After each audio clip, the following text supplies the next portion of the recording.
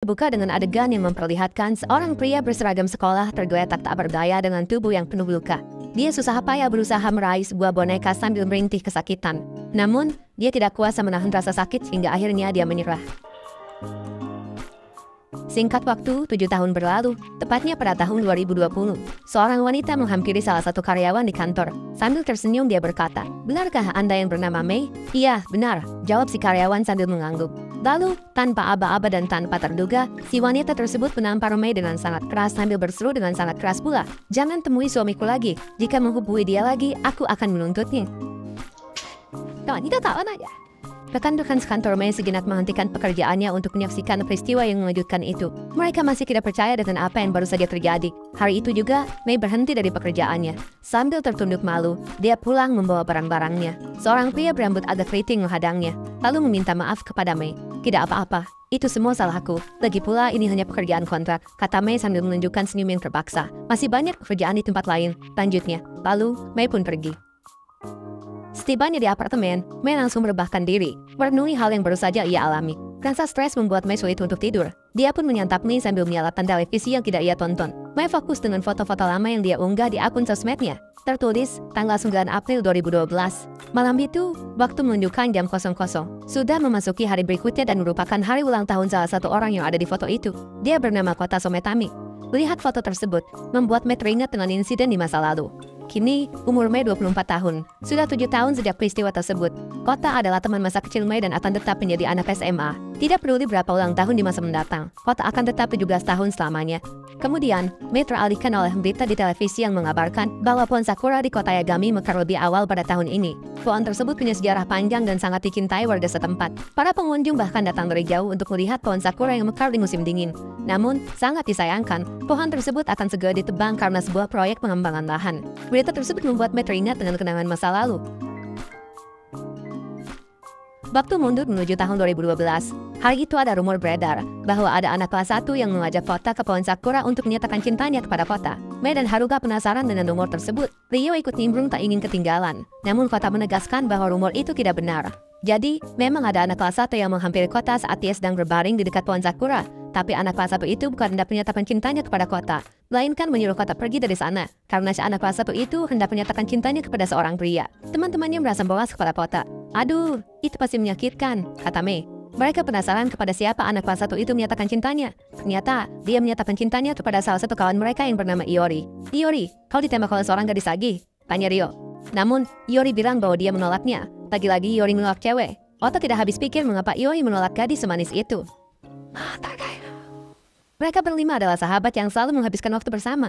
Di antara mereka yang paling dekat adalah Kota dan Mei, karena mereka telah bersahabat sejak kecil. Saking dekatnya, candaan mereka seringkali berupa physical touch. Mei suka sekali mencubit pipi Kota. Meski kedekatan Mei dan Kota sama sekali nampak tidak lebih dari sepasang sahabat dan sama sekali tidak ada indikasi lebih dari itu, tapi Iori nampak cemburu. Ya, Iori menyukai Mei, tapi Mei tidak sadar akan hal itu.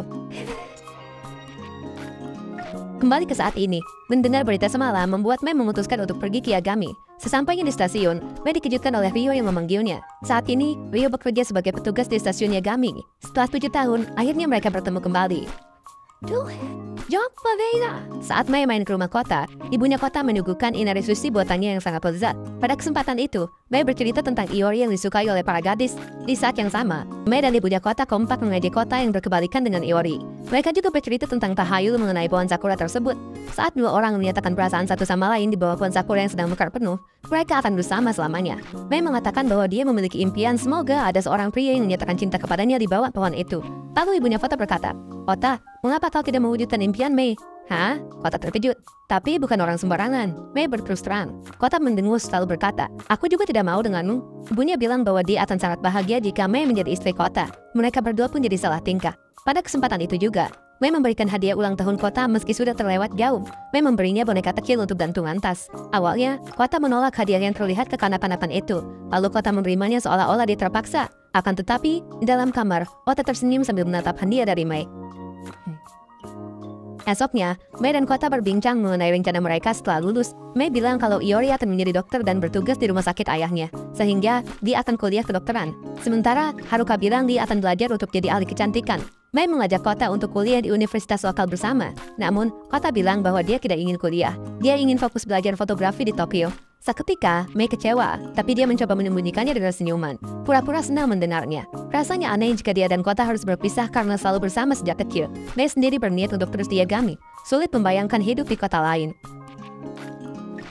Di kelas, Mei mengajak teman-temannya untuk menyaksikan hujan meteor yang bertepatan pada nanti malam. Mereka semua setuju dengan ajakan Mei. Namun, hari itu hujan sangat deras dan tak kunjung reda. Mei sangat kecewa. Hujan baru reda pada malam hari. Kota yang sedang terlelap dibangunkan oleh suara pesan masuk di ponselnya yang bertubi-tubi. Mei mengirim rentetan pesan untuk mengajak Kota menyaksikan hujan meteor. Kota akhirnya bangun. Sambil terhuyung-huyung, Kota berjalan mengikuti Mei ke sekolah. Mereka mengendap-endap menuju loteng, menghindar dari penjaga sekolah. Kota yang awalnya tidak bergairah segera berubah setelah melihat pemandangan langit yang begitu menakjubkan. Musika. Mereka menghabiskan waktu berdua semalaman di loteng sekolah. Mei bersyukur dia memutuskan untuk ke sana. Semuanya tidak sia-sia. Mereka berdua memohon untuk harapan masing-masing. Mei menceritakan harapannya. Mei berharap mereka semua bisa tetap seperti ini, selalu bersama di tempat ini. Kota memperhatikan wajah Mei yang berkaca-kaca. Awalnya mengusap pipi Mei dengan lembut. Mei agak terkejut. Mereka bertatapan cukup lama. Wajah Kota mulai mendekati wajah Mei. "Apa yang kau lakukan?" ucap Mei tepat saat bibir Kota ada di depan bibirnya. Kota pun kembali tersadar. Mei melanjutkan bahwa apa yang Kota lakukan dusta tatanan. Sejak malam itu, suasana antara mereka berubah. Mei menatap Kota dari belakang. Iori memperhatikan Mei yang menatap Kota. Haruka melirik Iori yang sedang memperhatikan Mei menatap Kota. Sepulang sekolah, Kota ingin mengajak Mei bertemu, tapi dia merasa ragu untuk mengirim pesan tersebut. Sementara, Mei dan Haruka berkunjung ke kuil. Mei mengatakan bahwa dia berharap Kota menyatakan cintanya di bawah pohon sakura yang sedang mekar. Mei gelisah karena Kota akan pergi ke Tokyo. Berpikir bahwa Kota akan mencari pacar di sana. "Mengapa tidak kau saja yang menembaknya?" kata Haruka. Mei menjawab bahwa dia tidak akan melakukan hal semacam itu. Lalu, Mei menggantungkan harapannya di tablet harapan atau yang dalam bahasa Jepang disebut emer. Mei menulis, "Kuharap dia menyatakan cintanya sebelum musim sakura berakhir." Tepat setelah Mei menggantung harapannya, Kota yang masih ragu-ragu mengirim pesannya tiba-tiba dikagetkan oleh Heyo yang membuatnya tidak sengaja mengirim pesan tersebut. Kota mengajak Mei untuk bertemu di pohon sakura pada esok hari jam 5 sore. Mei yang menerima pesan tersebut sangat terkejut. Begitupun Haruka. Mereka tidak percaya dengan apa yang baru saja terjadi. Haruka pun kembali ke kuil untuk menulis harapan. Mei loncat-loncat kegirangan. Kembali ke saat ini, Mei dan Ryo sedang makan bersama. Mei penasaran mengenai kabar Iori. Ryo bilang bahwa sejak kejadian itu, sikap Iori berubah drastis. Mungkin karena dia yang pertama kali menemukan Kota. Kembali ke masa sekolah, Haruka mendandani Mei yang akan bertemu Kota. Mereka sama-sama bahagia karena harapan Mei terwujud. Haruka mendapati Iori yang sedang menatap mereka dengan tatapan tidak senang. Dengan hati berbunga, Mei menuju pohon sakura itu lebih dulu. Kota mengayuh sepedanya dengan kencang. Belum jauh ia berkendara, tiba-tiba Iori menghadangnya. Iori bilang dia perlu bicara dengan Kota. Mei masih menunggu, tapi Kota tak kunjung datang. Mei pun mencoba menelponnya. Kota tidak mengangkat panggilannya. Tak berselang lama, Mei mendengar suara sirene ambulan. Mei langsung berlari ke sumber suara karena punya firasat buruk.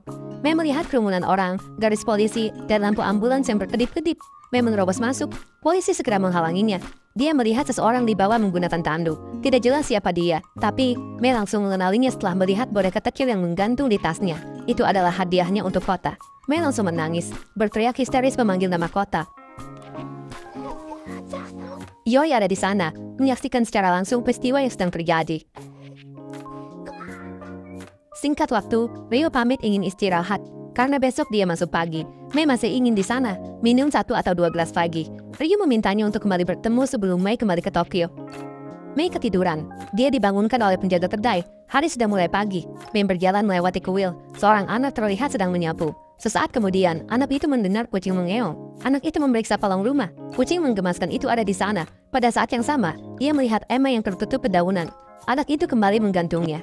Ternyata, Emma tersebut adalah Emma milik Mei. Kembali ke masa sekolah. Besoknya, Mei berjalan menuju upacara pemakaman Kota. Mei melihat peti mati dengan foto Kota lengkap dengan nisannya dari kejauhan.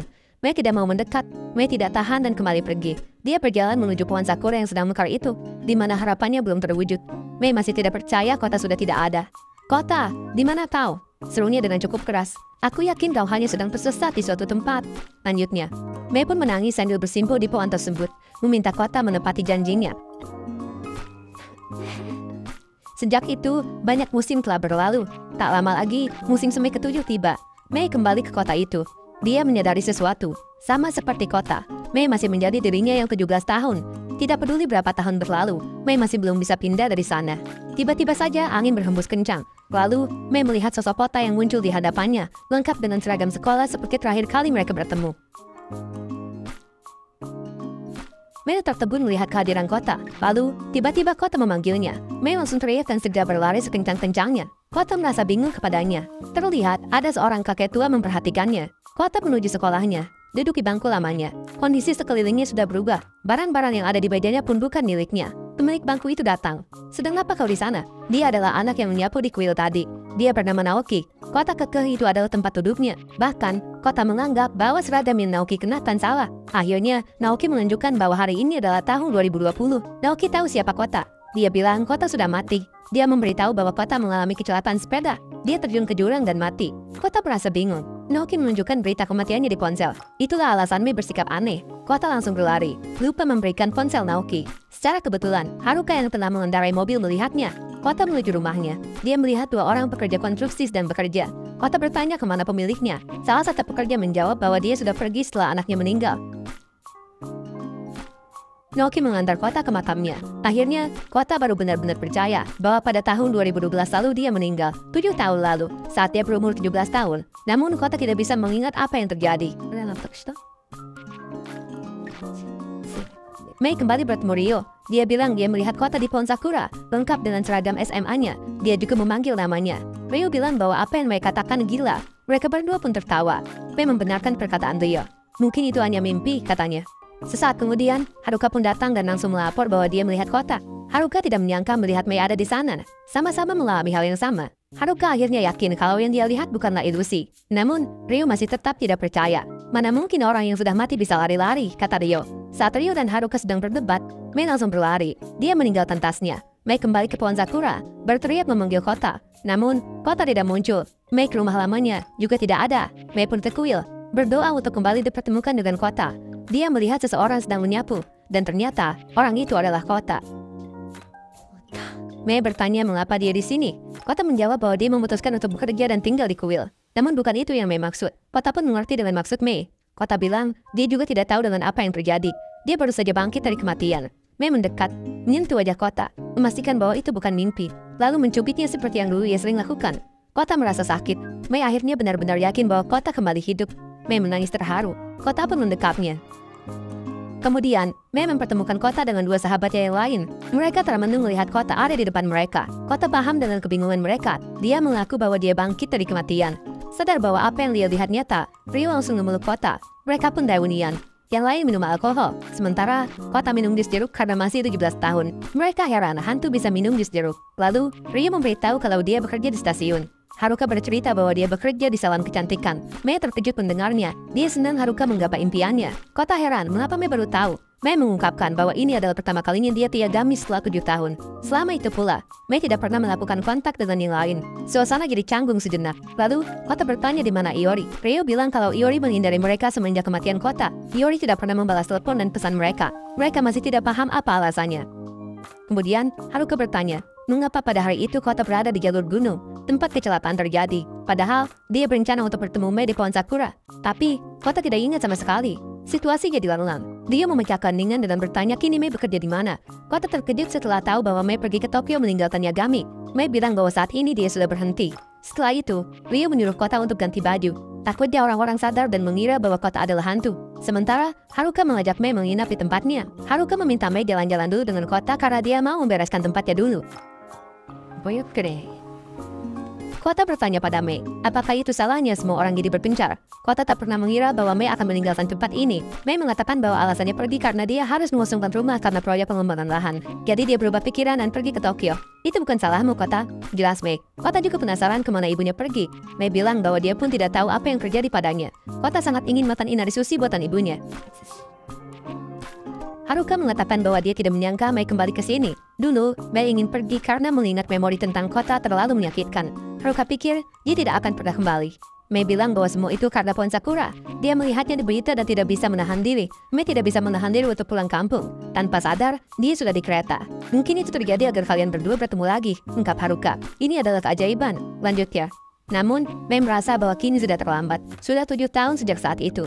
Haruka meyakinkannya bahwa semua belum terlambat. Dalam pikiran Kota, Mei masih sama seperti dulu. Dia masih Kota yang sama yang mencintai Mei dulu.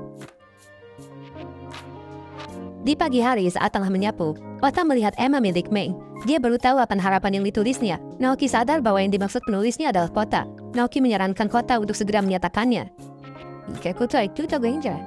Pagi itu juga, Kota menelpon Mei, mengajaknya bertemu di pohon sakura pada jam 4 sore. Mei pun setuju. Mei mempersiapkan diri. Dia berdandan dan menyiapkan bekal untuk mereka berdua. Mei berjalan dengan hati yang berbunga. Begitupun dengan Kota yang meminjam pakaian Naoki. Sesampainya di pohon sakura, seseorang memanggil Mei. Saat Mei berbalik, Mei terkejut dengan kehadiran Tuan Hirose. Sementara, Haruka berkunjung ke rumah sakit untuk bertemu Iori.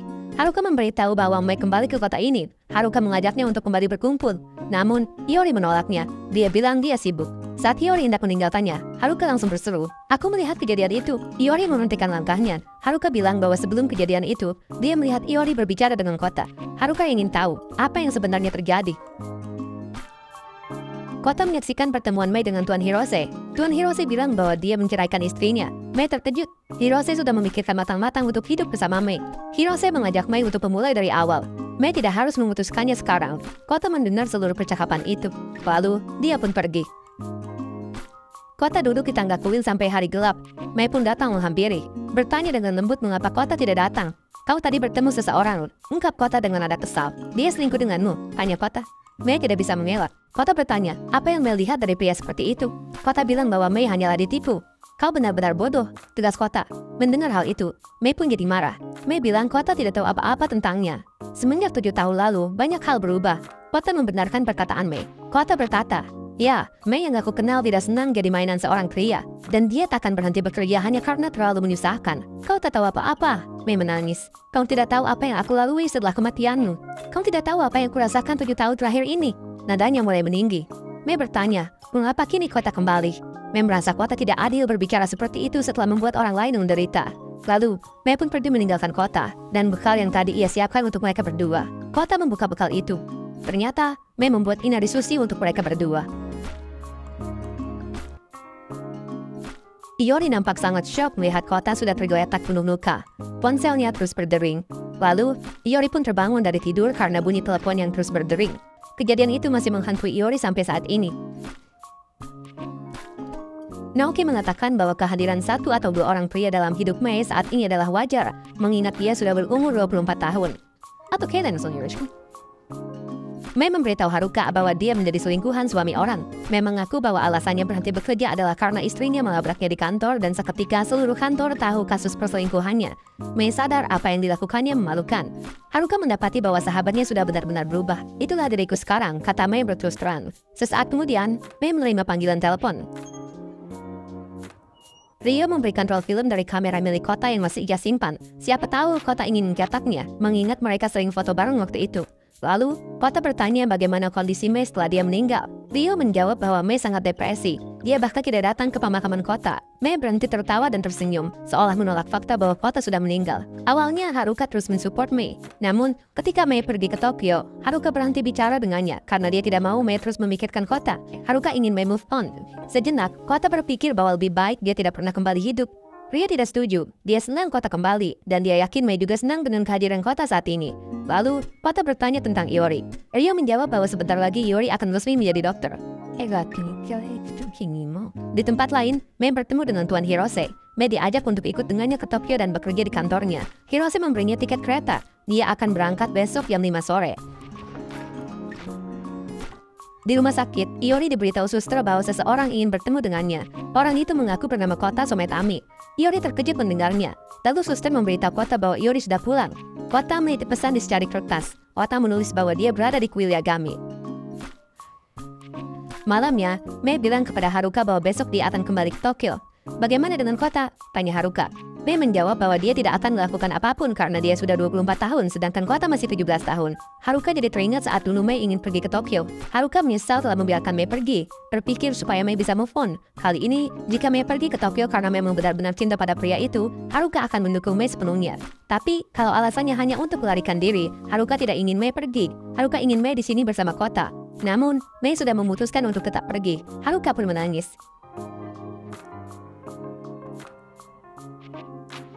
Singkat waktu, esok pun tiba.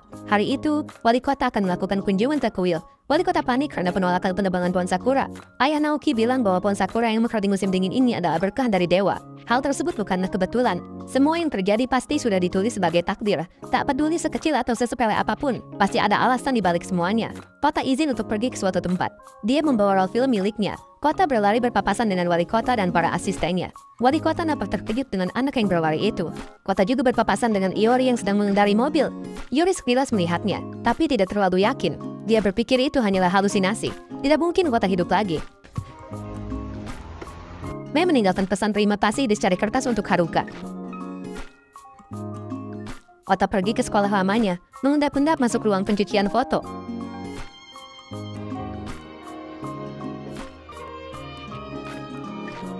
Mei berjalan ke stasiun. Hirose sudah menunggu duluan. Setelah mencuci foto, Kota berlari menuju tempat kerja Haruka. Bertanya di mana Mei. Haruka menjawab bahwa hari ini dia kembali ke Tokyo. Kota langsung kembali pergi berlari. Dalam perjalanan, di tepi danau, Mei tiba-tiba kembali teringat dengan kenangan masa lalu. Momen saat bersama sahabat-sahabatnya. Kota berlari sekencang-kencangnya. Kota belum terlambat. Dia melihat Mei masih berdiri di tepi danau, sedang melemparkan batu ke air. Lemparan yang lemah. Suara Kota mengejutkannya. Giliran Kota yang melemparkan batu. Berkali-kali Kota melempar, tapi batunya tidak memantul. Kota tidak menyerah. Mei teringat momen yang sama beberapa tahun yang lalu. Akhirnya nanti. Setelah sejenak bernostalgia, Kota pun memberikan foto yang baru ia cuci kepada Mei. Itu adalah foto Mei di masa SMA.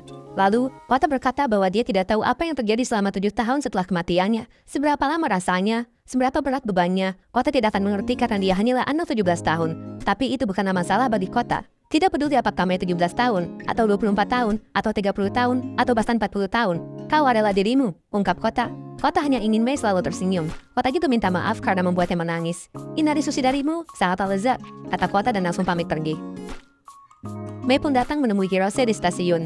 Namun, Mei datang bukan untuk ikut dengan Hirose, melainkan melepas kepergiannya. Mei bilang bahwa dia ingin berhenti melarikan diri. Mei minta maaf karena tidak bisa ikut. Dia juga berterima kasih atas segala kebaikan Hirose. Hirose tidak bisa memaksa. Dia mendoakan yang terbaik untuk Mei. Hirose pun pergi. Mei kembali ke tempat Haruka. Sementara, Iori sedang mabuk di sebuah bar. Dia menghubungi Haruka untuk bertemu. Iori hanya ingin bilang kepada Haruka untuk tidak membuat lelucon murahan. Iori mengira bahwa orang yang mengaku Kota di rumah sakit sebelumnya adalah Haruka, kalau bukan Ryo. Haruka meyakinkan bahwa itu benar-benar Kota. Dia bangkit dari kematian. Akan tetapi Iori tidak percaya. Haruka kembali bertanya apa yang sebenarnya terjadi pada hari itu. Iori tidak mau memberitahu. Kalau begitu temuilah Kota, pinta Haruka. Orang mati tidak mungkin bangkit lagi, bentak Iori. Lagi pula, andai pun bangkit lagi, Kota tidak akan mau menemuiku. Kenapa? Haruka terus bertanya penasaran. Karena aku telah membunuhnya, jawab Iori. Haruka sangat terkejut. Malam itu, Mei dan Kota tengah menatap langit yang sama. Rembulan malu-malu mengintip dari balik awan. Mei tersenyum melihat foto yang diberikan Kota. Sementara, Kota menatap langit dengan wajah yang sedih. Saat Kota sedang menyapu, Ryo dan Haruka datang. Kota terkejut melihat Mei juga ikut muncul. Dia pikir Mei sudah berangkat ke Tokyo. Mereka bakar-bakar ubi di halaman kuil. Naoki ikut bergabung sebelum berangkat sekolah. Naoki bertanya kenapa Mei tidak jadi ke Tokyo. Mei menjawab bahwa dia suka di sini karena mengingatkannya akan dirinya dulu. Iori mencoba kembali mendatangi kuil. Tapi, dia hanya berhenti sejenak dan tidak keluar dari mobilnya. Lalu kembali pergi. Dia tidak tahu sahabat lamanya sedang berkumpul. Pesta ubi bakar membuat Mei merasa kembali ke masa lalu. Mei ingat saat ibunya Kota membuatkan mereka nasi dan kue ubi. Mendengar hal itu, Kota jadi teringat dengan ibunya. Dia penasaran bagaimana kabarnya. Kota berharap ibunya baik-baik saja. Mei merasa kasihan kepada Kota. Orang-orang menandatangani petisi penolakan untuk penebangan pohon sakura. Bahkan banyak orang di luar wilayah Yagami yang ikut petisi tersebut. Kota diminta untuk membagi dan menghitung sesuai wilayahnya. Kota merasa enggan mengerjakan kertas sebanyak itu sendirian. Lalu, pada kertas kesekian, Kota dikejutkan dengan hal yang dia temukan. Karena semuanya ada di sini, Ryo ingin sekali mereka berlima kembali berkumpul. Haruka teringat dengan pengakuan Iori kepadanya. Haruka bilang lebih baik mereka melupakan Iori. Haruka beralasan karena selama ini Iori tidak pernah membalas pesan. Dia juga menolak bertemu Kota di rumah sakit. Haruka penasaran apa alasan Kota kembali. Ryo yakin bahwa alasannya adalah karena Kota belum menyatakan cintanya kepada Mei. Dia berkunjung ke kuil. Kota tidak ada di sana. Naoki bilang dia izin pergi entah kemana. Kota juga meminjam uang kepadanya. Mei melihat tanda tangan ibunya Kota lengkap dengan alamat rumahnya. Kini, dia tinggal di Tokyo. Mei tahu kalau Kota sedang pergi ke sana untuk menemui ibunya. Taoki heran mengapa Mei begitu cemas. Mei cerita bahwa ibunya Kota sakit sejak kematiannya. Dia kaget atas kematian anaknya. Ibunya Kota berhenti dari sekolah memasaknya dan mengurung diri di rumah. Dia pun jadi depresi. Dia dibawa ke rumah sakit. Lalu, tiba-tiba dia pindah entah kemana. Kota sama sekali tidak tahu akan hal itu. Mei merasa tidak tega untuk memberitahunya. Kota terus berjalan sambil membawa alamat yang sudah ia tulis. Ia tiba di depan sebuah apartemen. Di depannya terdapat bingkai bertuliskan sekolah memasak sometami. Kau mencari ibu sometami? Suara anak kecil mengagetkan Kota. Kota mengangguk. Anak kecil itu membuka pintu apartemennya. Dia mengajak Kota masuk. Dengan ragu, Kota pun ikut masuk. Anak itu bernama Akane. Kota melihat fotonya bersama ibunya yang terpajang di ruang tengah. Lalu, dia melihat foto sebelahnya. Akane bilang ayahnya akan segera menikah dengan ibu Sometami. Akane sangat senang dia akan menjadi ibunya. Kota terkejut mendengarnya. Ayah Akane adalah psikiater. Dialah yang menyembuhkan depresi ibunya Kota. Dari situ Kota baru tahu kalau ibunya sakit. Sesaat kemudian, ibunya Kota menelpon Akane. Akane memberitahu bahwa dia kedatangan tamu. Saat Akane hendak menanyakan namanya, Kota sudah menghilang. Kota pergi dengan keadaan sedih. Lalu, dia bertemu dengan Mei yang datang untuk mencarinya. Ibunya Kota segera pulang. Dia melarang Akane membiarkan orang asing masuk. Akane minta maaf. Dia membiarkannya karena orang itu sangat mirip seperti yang ada di foto, sambil menunjuk ke foto Kota. Mei menceritakan semuanya. Dia minta maaf tidak cerita sebelumnya. Kota memutuskan untuk tidak menemui ibunya. Kota takut kehadirannya justru akan merusak kebahagiaan ibunya. Karena mereka sudah di Tokyo, Kota mengajak Mei jalan-jalan. Kota meminta Mei untuk jadi pemandunya.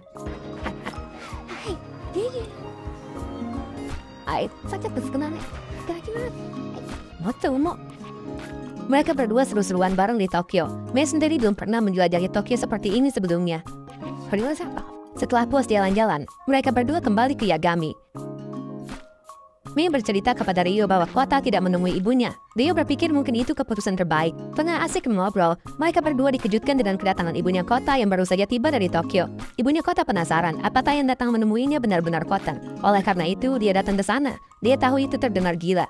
Mei menelpon Kota, menyuruhnya datang menemui ibunya. Keputusan Kota tidak berubah. Dia tidak mau menemui ibunya. Kota takut ibunya malah bingung. Kota memohon untuk tidak memberitahu ibunya tentang dia. Mei mengucapkan selamat karena ibunya Kota akan segera menikah. Ibunya Kota bilang bahwa dia sebenarnya masih bimbang. Dia merasa mengkhianati Kota. Jika dia menikah dan punya keluarga baru, Kota mungkin merasa bahwa ibunya melupakannya. Dan itu akan membuat Kota kesepian. Aku rasa tidak, Mei menanggapi. Semenjak kematian Kota, selama 7 tahun ini, kehidupan Mei juga menyedihkan. Dia sangat ceroboh dalam pekerjaan dan hubungan. Mei tidak bisa menikmati hidup. Mei sadar, seharusnya dia hidup bahagia. Dia harus move on, supaya tidak membuat Kota khawatir. Oleh karena itu, Mei berpikir kalau ibunya Kota harus menikah lagi. Dia juga harus move on dan menjalani hidup dengan bahagia. Karena Mei yakin, itulah yang diinginkan Kota. Kota ingin ibunya bahagia. Kata-kata Mei menjernihkan hati dan pikirannya. Ibunya Kota semakin yakin dengan pilihannya. Dia berterima kasih kepada Mei. Kota sedang duduk di bawah pohon sakura. Mei datang menghampirinya. Mei kembali memastikan apakah Kota benar-benar tidak ingin menemuinya. Keputusan Kota sudah bulat. Lalu, Mei memberi inari sushi yang dibawa ibunya. Tadinya, ia ingin menaruhnya di makam Kota. Tapi, dia juga ingin Mei makan sebagian. Kota langsung teringat momen bersama ibunya, di mana ia membuat inari sushi yang sangat enak untuknya. Tidak terasa, air mata mengalir di pipinya. Kota tidak kuasa menahan tangis. Mei ikut sedih melihatnya. Dia pun mendekap Kota.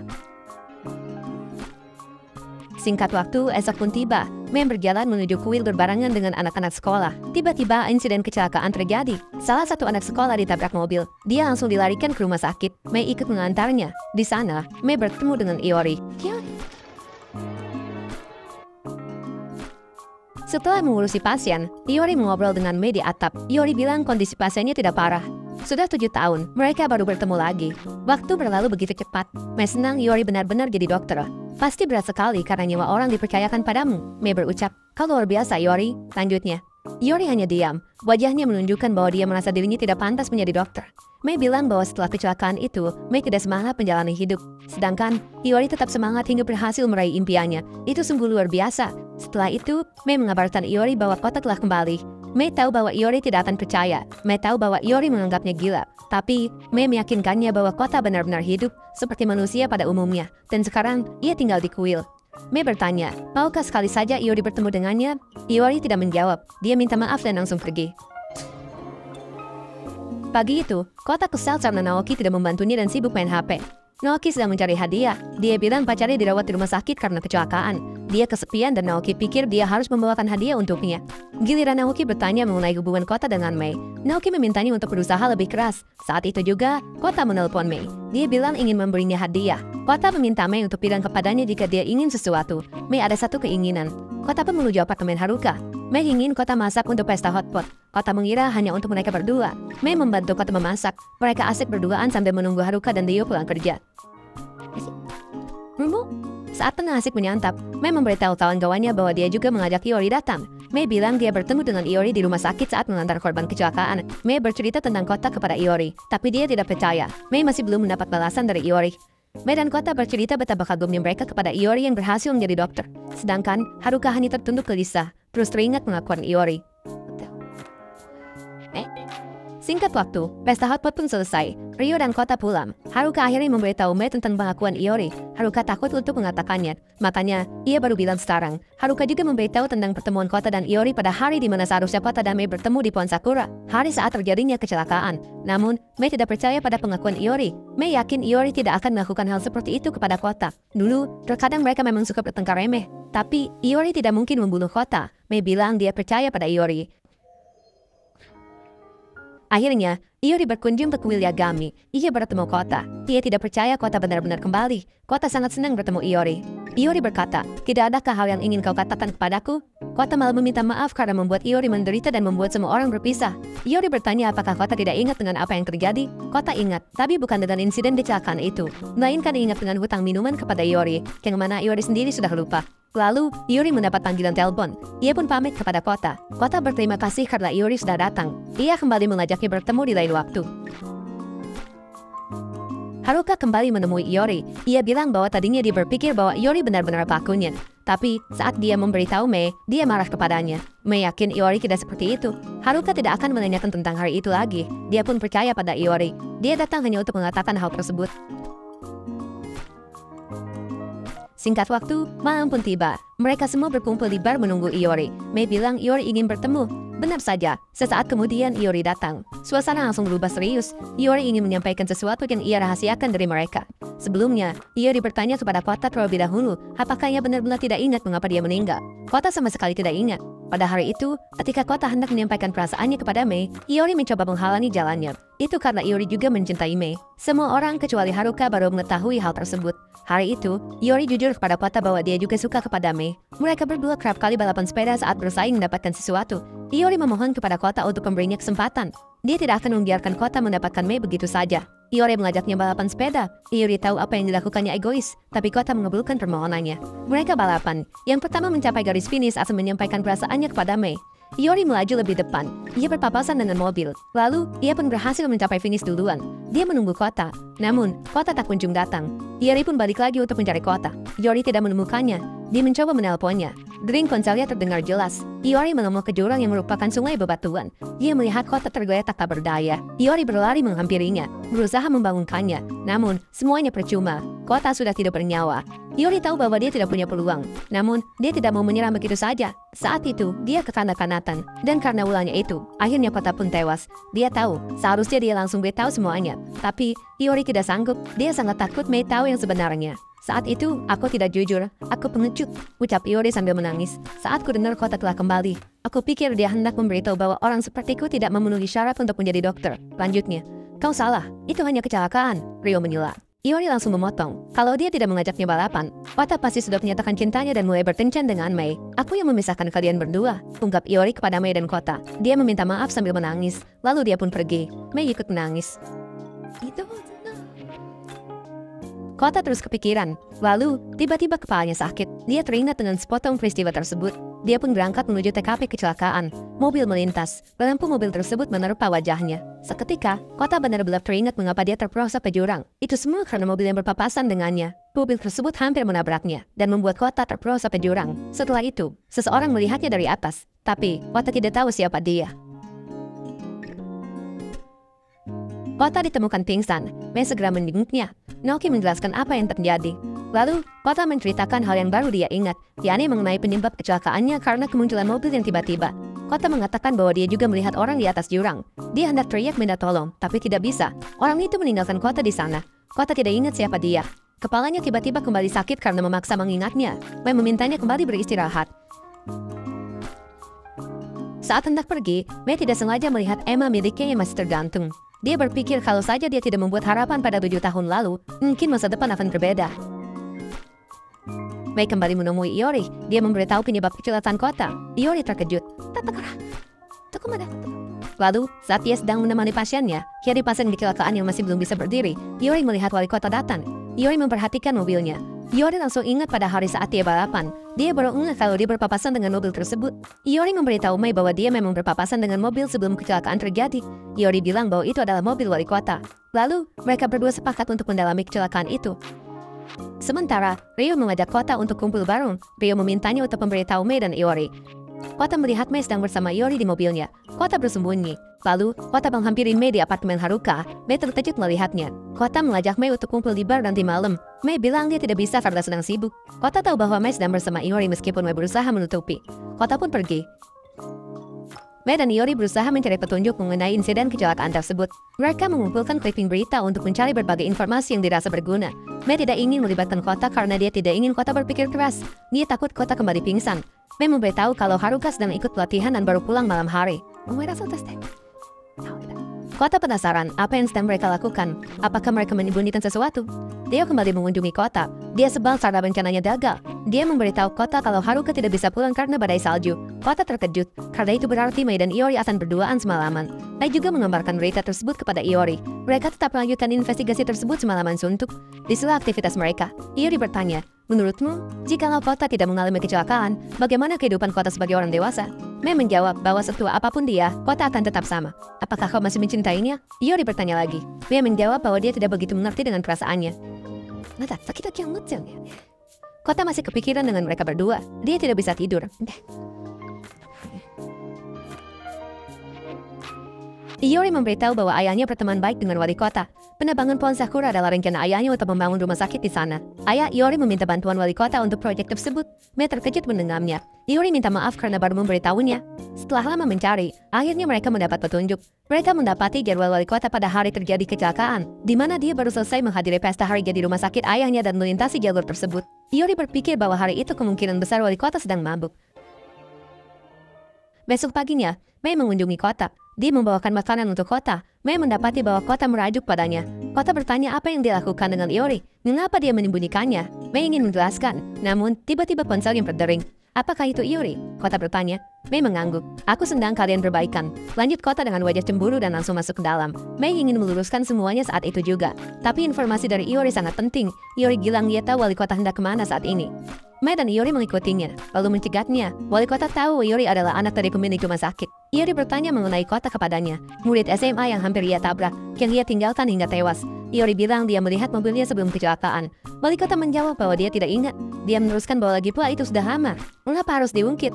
Mendengar hal tersebut, Mei pun marah seketika. Dia minta pertanggungjawaban wali kota yang telah mengambil nyawa orang seenaknya. Mei juga mengatakan bahwa Kota kini kembali hidup. Wali kota malah tertawa mendengarnya, seolah-olah menganggap mereka berdua gila.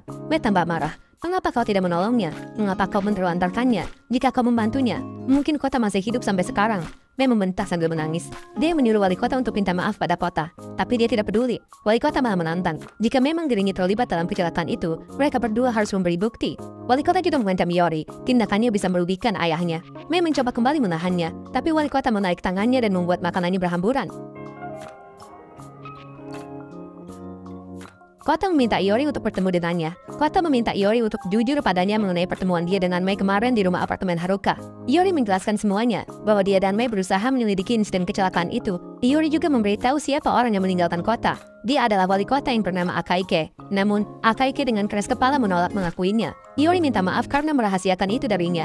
Iori juga memberitahu alasan Mei tidak mengajaknya adalah karena Mei khawatir jika Kota mencoba mengingat kecelakaan itu, Kota bisa pingsan lagi. Kemarin, dia berusaha sangat keras untuk mencari kebenarannya. Dan juga, Mei menangis. Dia menyuruh wali kota untuk minta maaf pada Kota. Hari sudah gelap, Kota kembali ke kuil. Dia mendapati Mei ada di sana, sedang menangis menatap Emma miliknya. Saat Mei hendak melepas Emma itu, Kota tiba-tiba mencubit pipinya. Kota mengatakan bahwa Iori sudah memberitahu semuanya. Kota tidak tahu apa-apa dan merajuk sendirian. Dia minta maaf kepada Mei. Kota memintanya untuk tidak memikirkan masa lalu, Karena toh saat ini kota kembali hidup. Kota ingin makan inari sushi buatannya lagi. Jalan-jalan di Tokyo bersamanya lagi. Memakan ubi bakar dengannya lagi. Kota sangat senang saat bersama dengan Mei. Mei malah menangis. Andai saja hari itu mereka tidak berencana bertemu, pasti kecelakaan itu tidak akan terjadi. Mei tidak bisa berhenti memikirkan hal tersebut. Kota tidak tahan melihat Mei menangis. Lalu, dia penuh meluknya dan berkata, "Aku akan selalu di sisimu, Mei. Jadi berhentilah menangis." Singkat waktu esok pun tiba, Kota mengunjungi Iori di rumah sakit. Mereka mengobrol di atap. Kota meminta Iori untuk move on dan tidak melihat ke belakang. Setelah itu, Kota ke pohon sakura. Kota teringat dengan harapan Mei, yang ingin seseorang menyatakan cinta kepadanya di bawah pohon sakura tersebut. Saat Kota hendak balik, dia bertemu dengan seorang kakek-kakek. Dia bertanya, "Kau bukan dari dunia ini kan?" Kota tidak menjawab. Kakek itu berkata, "Saat semua kelopak di pohon sakura tersebut gugur, Kota akan menghilang." "Apa maksudnya?" Kota bertanya. Kakek itu menjawab, "Itu yang disebut takdir." Lalu pergi meninggalkan kota. Mei memutuskan untuk tinggal di Yagami. Dia mulai mencari apartemen. Haruka dan Ryo senang karena Mei dan Kota akan kembali bersama. Kota paham dengan apa yang dimaksud si kakek. Dia menatap lamat-lamat pohon sakura yang bunganya semakin jarang. Tidak lama lagi, seluruh kelopaknya akan gugur. Kota bertanya kepada ayah Naoki mengapa orang-orang di sana tidak ingin pohon itu ditebang. Pohon itu sangat penting karena sudah melindungi daerah tersebut selama 300 tahun. Ayah Naoki juga bercerita bahwa pohon itu beberapa kali mekar di musim dingin. Orang-orang bilang kalau pohon tersebut mekar di musim dingin, pasti terjadi keajaiban sampai seluruh bunganya gugur.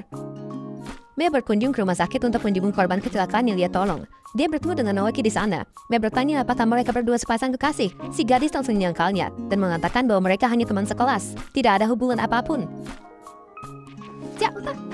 Sementara, Iori berbicara pada ayahnya mengenai pembangunan rumah sakit baru yang harus menebang pohon sakura. Orang-orang banyak yang tidak setuju. Iori memohon untuk pembatalan proyek tersebut.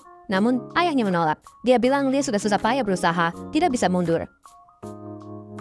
Setelah dari rumah sakit, Mei menemui Kota. Kota tertawa karena ternyata Naoki selama ini hanya membual bahwa dia sudah punya pacar. Kota bernafsu ingin mengejeknya, tapi Mei melarangnya, meminta Kota pura-pura tidak tahu. Mei datang untuk memberi Kota hadiah, yakni sebuah kamera seperti milik Kota dulu. Mei membelinya dari toko barang bekas. Mei juga memberitahu bahwa dia akan tinggal di Yagami. Dia sedang mencari apartemen dan akan mencari kerja di sana. Mei ingin mereka membuat memori baru di sana. Wajah Kota terlihat sedih. Dia hendak memberitahu Mei, tapi Kota bingung menyampaikannya. Kota langsung pura-pura terlihat bahagia.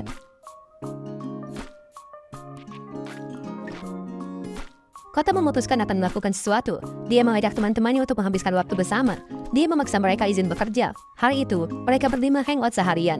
Mereka rela tidak bekerja demi memenuhi keinginan Kota. Mereka tentu tidak tahu mengapa Kota begitu memaksa. Meski demikian, mereka benar-benar menikmati kebersamaan itu. Mengingatkan mereka dengan masa-masa SMA dulu. Oh iya.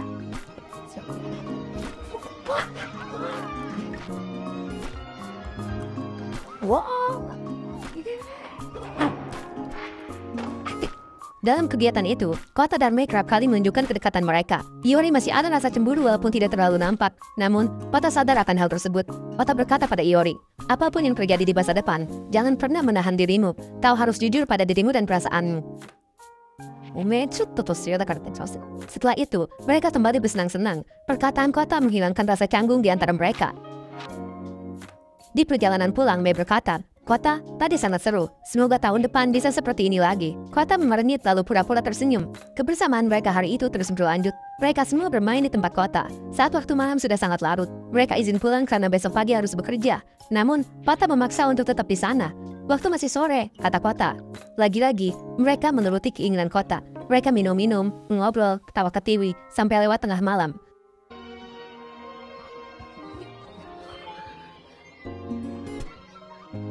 Mereka pun menginap di sana. Lalu, mereka semua tertidur lelap. Namun, Kota tidak bisa tidur. Dia menatap Mei yang sedang tidur di sampingnya, membelainya, lalu mencium keningnya.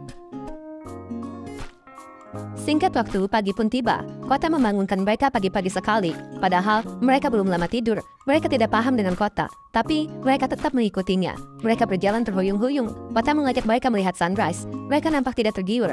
Namun, mereka terkesima setelah melihat pemandangan tersebut. Kota menatap Mei tersenyum dengan air mata yang mengalir. Mereka pun melakukan foto bareng. Kota menyiapkan kameranya. Yang lainnya tertawa riang gembira, mengingat momen yang sama 7 tahun lalu. Mei bangun tidur dengan perasaan senang. Namun, hidup memang tidak terduga. Seringkali saat kita merasa senang, beberapa saat kemudian kesedihan dengan cepat menggantikannya. Mei berjalan menuju kuil masih dengan hati berbunga. Dia tersenyum hampir di sepanjang jalan. Dia masuk mencari kota. Memanggil-manggilnya. Tidak ada sahutan. Ruangannya kosong. Barang-barang sudah tertata rapi. Mei melihat shawlnya di atas meja, berjejer dengan kameranya, menutupi setumpuk foto. Sesaat kemudian, Naoki datang. Naoki mengabarkan bahwa Kota pergi. Kota menjelaskan semuanya kepada Naoki, bahwa dia akan kembali menghilang setelah semua kelopak bunga sakura gugur. Kota menitip pesan untuk teman-temannya, khususnya Mei. Kota memilih pergi saat ini karena dia ingin melihat Mei tersenyum di pertemuan terakhirnya. Dia tidak mau melihat Mei menangis. Mei akhirnya mengerti mengapa Kota sebelumnya bertingkah aneh. Mei tidak kuasa menahan kesedihannya. Dia pun menangis. Kelopak bunga sakura terus berguguran. Paling lama, 1-2 hari lagi bunganya akan habis. Sahabat-sahabat Kota merasa sedih. Mei yang paling terpukul. Namun, Mei berusaha terlihat seolah semuanya baik-baik saja, menerima keputusan Kota. Iori kembali bertemu wali kota yang hendak bertemu ayahnya. Kini, wali kota ingat dengan nama anak yang mengalami kecelakaan itu. Kota Sometami. Wali kota tidak takut jika Iori membahas peristiwa 7 tahun lalu karena dia tidak ada bukti. Wali kota juga mengancam kalau dia menyebabkan masalah karena rumah sakit ayahnya yang jadi taruhannya. Mei berusaha mencari Kota. Dia bertanya kepada orang-orang sambil menunjukkan foto Kota. Namun, tidak ada yang tahu sama sekali. Begitupun Ryu dan Iori. Mereka penasaran Kota ada di mana. Ternyata, Kota sedang berada di rumah kakek tua yang beberapa waktu lalu ia temui. Malam sebelumnya, Kota kedinginan di luar. Lalu, seekor kucing datang. Ternyata, itu kucing si kakek tua. Si kakek yang melihat Kota kedinginan mengajaknya menginap di rumahnya. Si kakek menjamu Kota dengan sangat baik. Kota bertanya, mengapa dia tahu kalau Kota bangkit dari kematian? Si kakek menjawab, bahwa jika kau sudah lama menjalani hidup, kau akan mengerti banyak hal yang berbeda. Mei bertemu Iori di bar. Dia masih bersikap seolah baik-baik saja. Mei terus tersenyum di hadapan Iori. Namun, Iori sangat mengerti bahwa Mei sedang sedih, seperti yang lainnya. Serapat apapun dia menutupinya, kesedihan itu masih terlihat jelas. Sesaat kemudian, Mei seperti melihat Kota melintasi bar tersebut. Mei langsung mengejarnya. Mei berteriak, Kota, Kota. Namun, dia tidak menengok. Mei seperti kehilangan kesadaran. Mei terus memanggilnya sambil menangis. Iori segera datang menenangkannya. Ternyata, pria itu bukan Kota. Dan akhirnya, Mei meluapkan kesedihannya yang selama ini ia pendam. Iori terus memikirkan Kota, juga memikirkan kesedihan teman-temannya. Ia juga teringat dengan ancaman wali kota. Esoknya, berita menghebohkan muncul. Wali kota Akaike dan ayah Iori dilaporkan atas dugaan kasus suap oleh Iori sendiri. Selain itu, ada juga tuduhan bahwa wali kota Akaike menghapus pelanggaran lalu lintas dan mengemudi saat mabuk dalam beberapa kesempatan. Polisi akan melakukan penyelidikan menyeluruh mengenai kasus tersebut. Kota menyaksikan berita itu. Lalu, dia menghubungi Iori. Kota mempertanyakan tindakan Iori. Mengapa dia melakukan itu? Iori menjawab bahwa dia tidak bisa membiarkan ketidakadilan. Meskipun pelakunya adalah ayahnya sendiri, Iori sudah lama tahu tentang hal tersebut, tapi dia tidak bisa berbuat apapun. Lalu, Iori balik mempertanyakan tindakan Kota. Apakah ia ingin kembali menyakiti Mei? Kota menjawab bahwa justru apa yang dia lakukan adalah untuk melindungi Mei supaya tidak kembali terluka. Iori berkata bahwa ia bodoh. Harusnya Kota melakukan apa yang dia inginkan sebelum waktunya berakhir. Tidak perlu mengkhawatirkan apa yang akan terjadi. Karena Mei sedang menunggunya. Selama 7 tahun, Mei masih menunggunya di bawah pohon sakura. Ayah Iori dibawa ke kantor polisi. Para staf rumah sakit berjejer melepas kepergiannya. Dia mendapati bahwa anaknya sudah berubah. Kota terdiam merenung. Kau yakin tidak mau pergi? Si kakek bertanya. Lalu, si kakek menceritakan tentang istrinya. Dia meninggal karena sakit parah. Semasa sakit, si kakek jarang di rumah karena sibuk dengan pekerjaan. Padahal, istrinya amat membutuhkannya. Sampai akhirnya istrinya meninggal. Si kakek menyesal karena tidak menghabiskan banyak waktu bersama sang istri. Pada musim dingin tahun itu, si kakek menulis harapan di eman. Dia berharap bisa bertemu istrinya sekali lagi. Pohon sakura mekar meski di musim dingin. Lalu, keajaiban pun terjadi. Benar sekali, sama seperti Kota. Istrinya kembali dari kematian. Muncul di bawah pohon sakura. Sampai bunganya gugur, dia menghabiskan banyak waktu yang menyenangkan bersama istrinya. Ngopi bareng, jalan-jalan, dan berbagai kegiatan lainnya. Hal-hal yang tidak bisa mereka lakukan selagi istrinya masih hidup, mereka lakukan sebisanya. Saat semakin bahagia, apakah rasanya tidak semakin sulit saat kalian berpisah lagi? Kota bertanya. Tentu tidak, jawab si kakek dengan yakin. Berkat waktu yang kami habiskan bersama, aku bisa menjalani masa depan dengan lebih positif. Lanjutnya, bahkan sampai saat ini si kakek masih menghargai momen bersama istrinya. Mendengar pengalaman si kakek membuat runtuh keteguhan Kota. Iori datang menghampiri Mei. Dia tiba-tiba meminta Mei pergi ke pohon sakura. Iori meyakinkan bahwa kota akan menemuinya di sana. Iori sendiri tidak tahu, hanya berdasarkan keyakinan. Haruka meriasnya sejenak. Lalu, Mei bergegas pergi. Bersamaan dengannya, kota juga berlari. Mereka berlari menuju pohon sakura yang semakin gundul, sambil mengingat berbagai momen yang telah mereka lalui. Mei tiba duluan, memperhatikan pohon sakura yang bunganya sebentar lagi habis, menadahi kelopak yang jatuh dengan tangannya. Sesaat kemudian, kota pun sampai. Nafasnya masih terengah-engah. Kota perlahan mendekati Mei. Dia mengatur nafasnya. Lalu, kota berkata, "Aku mencintaimu. Aku sudah mencintaimu sejak kita masih kecil." Mei menjawab, "Aku juga mencintaimu. Terima kasih sudah mewujudkan harapanku." Kota mendekat. Mei mencubit pipinya dengan lembut. Lalu, kota mengecup bibirnya. Mereka berciuman diiringi kelopak bunga yang terus berguguran. Tiba-tiba, angin berhembus kencang. Lalu, kota pun menghilang. Mei sudah siap dengan semuanya. Dia merelakan kepergian kota dengan ikhlas. Singkat waktu, 1 tahun berlalu. Musim semi sudah tiba. Pohon sakura kembali mekar. Ibunya kota membisiki foto kota bahwa pohon sakura sudah kembali mekar. Mei kini bekerja di salah satu kantor berita di kota Tokyo. Hari itu, Mei pulang lebih awal. Dia hendak pulang ke kampung halamannya. Mei berjalan menyusul Yagami. Dia mampir ke kuil, menyambangi Naoki dan ayahnya. Dia mengobrol dengan mereka sejenak sambil menikmati ubi bakar. Pohon sakura tidak jadi ditebang. Mei bertanya kepada Naoki apakah dia sudah menyatakan cintanya. Naoki bilang sudah, tapi dia mengabaikannya. Namun, Naoki berikrar bahwa dia tidak akan menyerah. Selalu ada kesempatan. Setelah itu, Mei menuju pohon sakura yang mekar penuh. Sesaat kemudian, ketiga sahabatnya menyusul. Lama tak jumpa. Ternyata, Ryo dan Haruka sudah jadian. Mereka semua tersenyum bahagia. Dan di dalam hidup si Mei, kota ikut hadir di antara mereka. Dan akhirnya, kisah pun berakhir.